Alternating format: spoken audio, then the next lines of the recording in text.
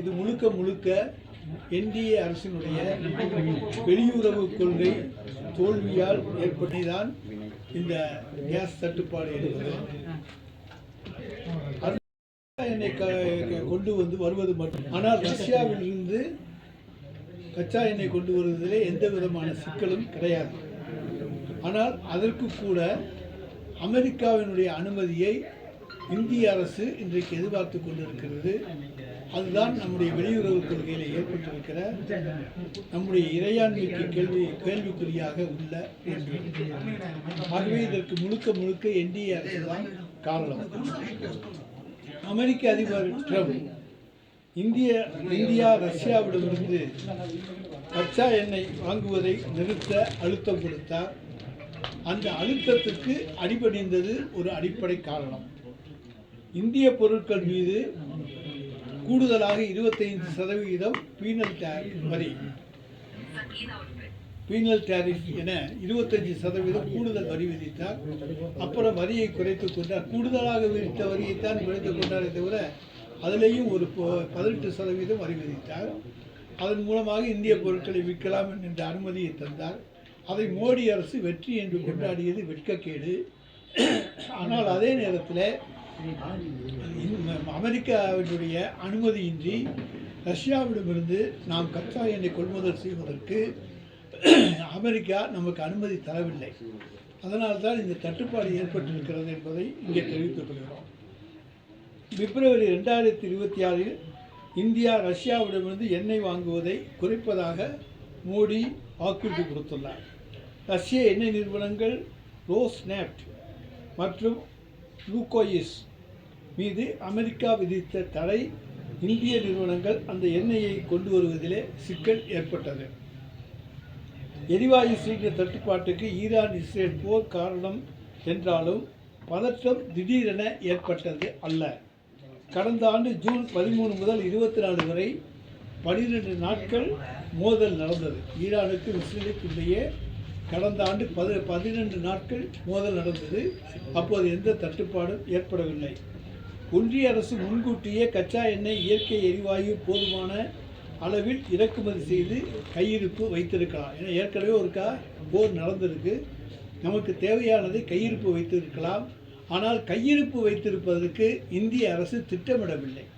இந்தியாவில் 2 குடோன் தான் கேஸ் கையிருப்பு வைத்திருப்பது. ஆனால் சீனாவில் 200 நாட்களுக்கு கேஸ் அந்த நாட்டு மக்களுக்கு, நம்மளை விட மக்கள் தொகை அதிகம், அவங்களுக்கு 200 நாட்களுக்கு எல்பிஜி கேஸ் கையிருப்பு வைத்திருக்க இன்றைக்கு சீனாவில் வசதி செய்து தரப்பட்டிருக்கிறது. எனவே மோடி அரசு எல்பிஜி கேஸ் ஸ்டாக் வைத்துக்கொள்ள குறைந்தபட்சம் 100 நாட்களாவது திட்டம் தீட்டி இருக்க வேண்டும். அப்படி 100 நாட்கள் திட்டம் தீட்டி அவர்கள் செயல்பட்டிருந்தால் நிச்சயமாக இந்த தடை ஏற்பட்டிருக்காது. பொதுமக்கள் தடுமாற வேண்டிய நிலை இருக்காது. இப்போ வணிக சிலிண்டருடைய விலை 2014 மே மாதம் 1610 ரூபாய்.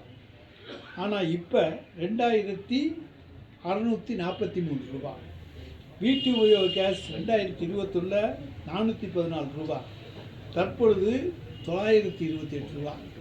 இப்போ கச்சா எண்ணெய் பேரல் 100 ரூபாய்க்கு விற்குது. ஆனால் என்டிஏ ஆட்சியிலே 2008 கச்சா எண்ணெய் பேரல் 144 ரூபாய் $147 விற்றது. ஆனால் அன்றைக்கு 147 ரூபாய்க்கு விற்ற போதும் கேஸ் தட்டுப்பாடோ அல்லது டீசல் பெட்ரோல் தட்டுப்பாடோ ஏற்படாமல் அன்றைக்கு ஒன்றிய அரசு பார்த்து கொண்டது. எனவே அப்படிப்பட்ட திட்டமிடலை இன்றைய ஒன்றிய அரசு செய்ய தவறிவிட்டது. ஒன்றிய அரசு நினைத்தால் ஒரே உத்தரவின் மூலம் ஒரே நாளில் சிலிண்டர் தட்டுப்பாடு பிரச்சனையை தீர்க்க முடியும். ஆனால் அவர்கள் செய்ய தயாராக இல்லை. அதற்கு அவர்கள் தைரியமும் அவர்களுக்கு இல்லை.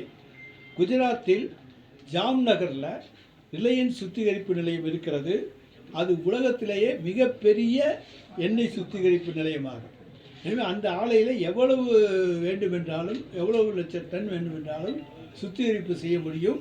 அதற்கான வசதி குஜராத்திலேயே அவங்க வச்சுருக்காங்க. அவங்களுடைய ஜாம்நகரில் ரிலையன்ஸ். ஆனால் ரஷ்யா உக்ரைன் போருக்கு பிறகு குறைந்த விலையில் ரஷ்யா எண்ணெயை வாங்கி இந்தியா பெட்ரோல் டீசல் விலைகளை குறைக்கவில்லை. ஆனால் அந்த குறைந்த விலை எண்ணெயை அம்பானி நிறுவனம் மூலமாக வெளிநாடுகளுக்கு ஏற்றுமதி செய்து லாபம் ஈட்டியது. இது ஒரு காரணம். அதாவது குறைந்த விலைக்கு ரஷ்யாவிலிருந்து வாங்கி அம்பானி நிறுவனம் மூலமாக அதிக விலைக்கு வெளிநாடுகளுக்கு விற்று லாபம் சம்பாதித்தார்கள். இதன் மூலமாகவும் இன்றைக்கு டீசல் தட்டுப்பாடு, கேஸ் தட்டுப்பாடு ஏற்பட்டிருக்கிறது. ரஷ்யாவிடமிருந்து கச்சா எண்ணெய் வாங்க அமெரிக்காவினுடைய அனுமதியை எதிர்பார்த்து காத்திருக்க வேண்டிய நிலை இன்றைக்கு இந்தியாவுக்கு வந்திருக்கிறது. இன்று வரை அமெரிக்காவை கண்டித்து பேசவில்லை. நாம் என்றைக்குமே அமெரிக்காவை கண்டித்து பேசவில்லை. இது இந்தியாவினுடைய வெளியுறவு கொள்கையின் பலவீனத்தை காட்டுகிறது. இன்று ஏற்பட்டுள்ள எல்பிஜி சிலிண்டர் தட்டுப்பாட்டுக்கு ஒன்றிய பாஜக அரசின் மோசமான வெளியுறவு கொள்கைதான் காரணம்.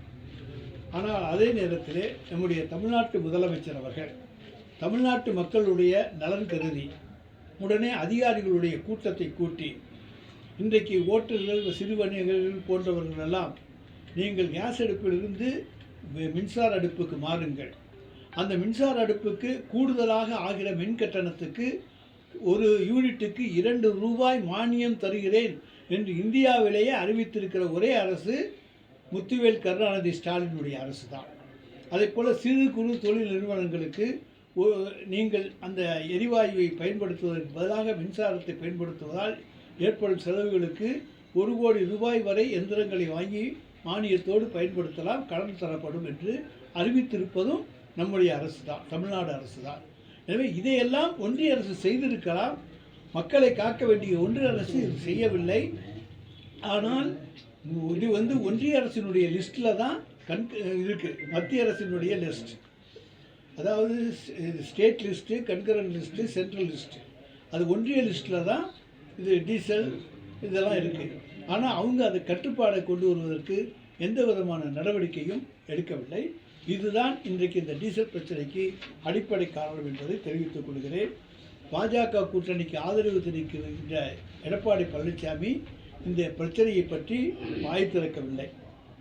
அவருக்கு மோடியை சந்திக்க நேரம் இருக்கிறது. திருச்சியில் மோடியின் முன்னாலே பேசுகிறார். அப்பொழுது கூட தமிழ்நாட்டில் நிலவுகிற இந்த கேஸ் தட்டுப்பாடு, டீசல் தட்டுப்பாடு பற்றி பேச அவருக்கு தைரியம் இல்லை. ஆனால் நம்முடைய தமிழ்நாட்டு முதலமைச்சர் மோடியின் முன்னாலே பேசுகிற பொழுது கூட தமிழ்நாட்டினுடைய கொள்கைகளுக்காக முழக்கம் செய்து அந்த கொள்கைகளை ஞாபகப்படுத்தியவர் நம்முடைய மாண்புமிகு தமிழ்நாடு முதலமைச்சர் என்பதை தெரிவித்துக் கொள்கிறேன். சார், நேற்று கூட 2 கப்பல்ல 30 லட்சம் பேரல் வந்திருக்கு. இன்னைக்கு ரெண்டு எல்பிஜி டேங்கர் வந்துருக்கு 2 கப்பல்னு சொல்றாங்க. இது இந்திய வெளியுறவு கொள்கைக்கு மோடி கிடைத்த வெற்றி. இது இவ்வளவு வரலைங்க அப்படின்னு சொல்லி ஜெய்சங்கர் சொல்லியிருக்கிறாரு. கிடையவே கிடையாது. அதாவது ஹார்மோன் ஜலசந்தி அந்த பகுதி வழியாக மட்டும்தான் நாம் கச்சா எண்ணெய் கொண்டு வருவதற்கு தடை. பாக்கி எந்த வழியிலும் நாம் கொண்டு வரலாம். ரஷ்யாவிலேருந்து நீங்கள் கொண்டு வந்தீங்கன்னா அந்த ஜலசந்தி பக்கமே போக வேண்டியதில்லை. அதனால நீங்கள் இது இந்தியாவினுடைய வெளியுறவு கொள்கைக்கு கிடைத்த வெற்றியே கிடையாது, மிகப்பெரிய தோல்வி. சார், இன்னைக்கு எலெக்ஷன் தேதி அறிவிக்கிறாங்க, எப்படி பார்க்குறீங்க? 4 மணிக்கு அறிவிக்கிறாங்க. 4 மணிக்கு அறிவித்தால் வரவேற்போம். மீண்டும் திராவிட மாடல் ஆட்சி 2 மலரும். மக்களை நாங்கள் மகிழ்ச்சியோடு வைத்துக்கொள்வோம். நிச்சயமாக எந்த பிரச்சனைகளும் ஏற்படாது. இதுபோன்று ஒன்றிய அரசின் தவறுகளால் ஏற்படுகிற பிரச்சனைகளுக்கும் தமிழ்நாடு அரசு தமிழ்நாட்டு மக்களை காப்பாற்றும். இந்த சிலிண்டர் பிரச்சனை என்டிஏ கூட்டணிக்கு வரக்கூடிய தேர்தலில் எதிர்வினையாற்றணும். நிச்சயமாக அது தேர்தல் எதிர்வலி. தேர்தல் முறையாக நடத்துவாங்கிற நம்பிக்கை உங்களுக்கு இருக்கா? 5 மாநிலத்திலையுமே. அதாவது தேர்தல் தேதி அறிவிச்சிருக்காங்க, போகத்தான் தெரியும். அப்போ நாங்கள் அதை பற்றி கருத்துக்கள் சொல்கிறோம். ஏன்னா ஆரம்பத்திலேயே நம்ம எந்த கருத்தையும் சொல்லிவிட முடியாது.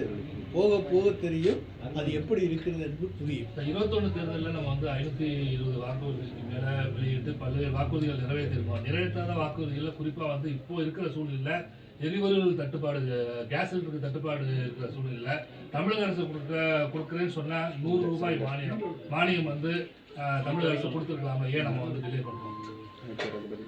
இப்போ தான் நாங்கள் எலக்ட்ரிக்கு 2 ரூபாய் கொடுக்குறோம்னு சொல்லிட்டோம். மின் அடுப்பை உபயோகிங்க, மின்சாரத்தை உபயோகிக்கிற பொழுது ஒரு யூனிட்டுக்கு 2 ரூபா தரணும்னு சொல்கிறோம். அது 100 ரூபாயை தாண்டி போயிடும். வீடுகளுக்கு கொடுக்க சொல்லி நாங்கள் அவங்க மின்னடுப்பு தான் யூஸ் பண்ணுறாங்களான்னு நம்ம எப்படி கணக்கெடுக்க போகிறது? மின்னடுப்பு தான் பயன்படுத்துகிறாங்கன்னா அதை எப்படி கணக்கெடுக்க முடியும்? பொதுவாக எல்லாமே ஒரு வீட்டு கணக்கு எல்லாமே இருக்கும், மோட்டர்லேருந்து பம்பு எல்லாமே இருக்கும். இல்லை மின்னடுப்புக்கு அப்படின்னு சொல்லி தனியாக எப்படி அந்த கணக்கெடுப்பு? அது கூடுதல் மின்சாரம் தான் சொல்கிறோம். இப்போ ஏற்கனவே ஒரு வீட்டுக்கு 400 யூனிட் மின்சாரம் ஓடி இருக்கு. அதாவது ஒரு கடைக்கு தான், வீட்டுக்கு சொல்லலாம், கடைக்கு அந்த 400 யூனிட் மின்சாரத்தை தாண்டி 600 ஓடிச்சுன்னா இந்த 200 கூடுதல் மின்சாரம். அந்த 200 கூடுதல் மின்சாரத்துக்கு 2 ரூபா தருவோம். சார், தமிழக அரசு ஏற்கனவே வந்து கொடுத்த வாக்குறுதியில் வந்து மாதம் மாதம் ஈபி கணக்கெடுப்புன்னு சொல்றாங்க. இப்போ தேர்தல் வந்து இப்போ திடீர்ன்றது வந்து யூனிட் 2 ரூபா மானியம் சொல்லி தமிழக அரசு சொல்லுது. ஏற்கனவே கொடுத்த வாக்குறுதியை நிறைவேற்றலாம். அதை பற்றி என்ன சொல்றீங்க சார்? எல்லா வாக்குறுதிகளையும் உடனடியாக நிறைவேற்றி விட முடியாது. அதனால்தான் இப்போ 2 ரூபா நாங்கள் வந்து தர்றோம்னு சொல்லி இன்றைக்கு மக்களுடைய நிலைமையை புரிந்து கொண்டு உடனே அறிவித்த அரசு இந்த அரசு. இந்தியாவில் இருக்க வேறு எந்த மாநில அரசும் அறிவிக்கல. நாங்கள் முன்னோடியாக அறிவிச்சிருக்கோம். இதையாவது மற்ற மாநிலங்கள்லாம் பின்பற்றுங்கள் என்று சொல்வதற்காகத்தான் நாங்கள் இதை அறிவித்திருக்கோம். ஓகே சார், நன்றி சார்.